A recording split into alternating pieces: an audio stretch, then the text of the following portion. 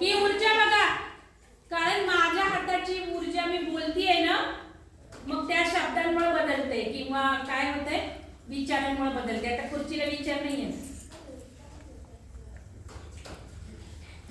बघा बरं का.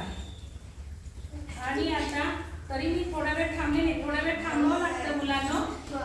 थांबा, थोडा वेळ थांबावं लागतं बरं का, लगेच नाही बघायची, कारण हे स्कॅन करायला मोजायला ती